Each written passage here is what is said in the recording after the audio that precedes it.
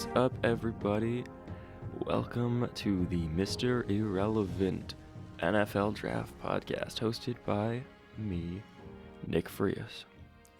So today we are going to be talking about four offensive positions in the offensive line, and just a few of the underdog players that I think should be getting more recognition when the NFL Draft rolls around. So let's get right into it. First, we're going to talk about the quarterbacks. There are two quarterbacks that I'm going to be talking about, one of which is Mason Rudolph out of Oklahoma State, who in his career threw for 13,618 yards, 92 touchdowns, and 26 interceptions, which are some very good stats showing that he can control the ball. He's got quite an arm, and he's very accurate, not to mention that he makes smart decisions. And, well, if you want to know more, read the article that I wrote on that. And then the other quarterback I want to briefly bring up is Kyle Lauletta out of Richmond, who showed up in the Senior Bowl winning MVP there and has career stats of 10,465 yards, 73 touchdowns, and 35 interceptions. Now, on the running back front, the first one I'd like to talk about is Rashad Penny out of San Diego State. He isn't getting much love because he went to a small school in a smaller conference, but he's an extremely explosive back, and look out if he gets drafted by the right team. And the other one is Mark Walton out of Miami, who has an injury history, but if you get around that, he's got 2,000 yards almost on 394 attempts and 26 touchdowns in his 3 seasons of play with Miami.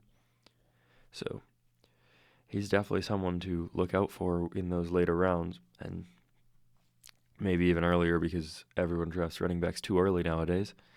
At the wide receiver position, I want to talk about Corey Robertson out of Southern Miss, who has 127 receptions for 1,700 yards and 18 touchdowns in his career, which are some pretty big numbers. And sure, he went to Southern Miss, but that doesn't mean that he's not going to be a very good receiver.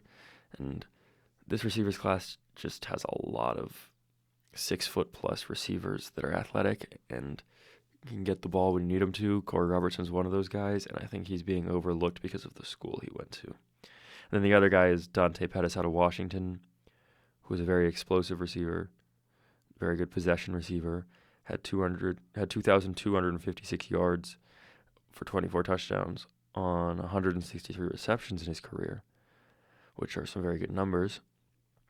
And even though he plays in the weakest of the Power 5 conferences, he's still a very good receiver that should not be overlooked. As for the offensive line, there are 3 players that I want to talk about, one at each position.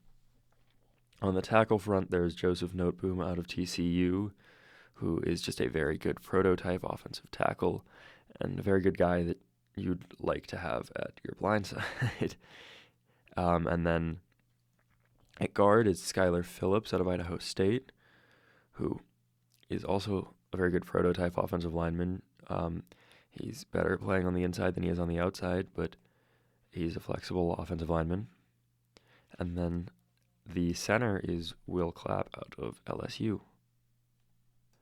Lastly, we're going to talk about the tight ends, and once again, I only have 2. They are Chris Herndon out of Miami and Troy Fumagalli out of Wisconsin. Now, this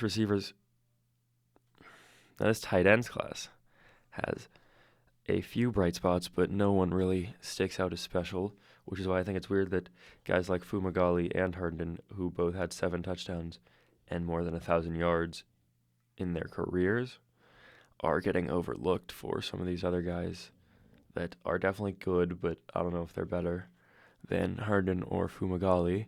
But I will be putting up articles on both of those guys and why they shouldn't be overlooked, so be sure to check those out. Check in next time when I talk about some more offensive players, and eventually I'll move on to the defense.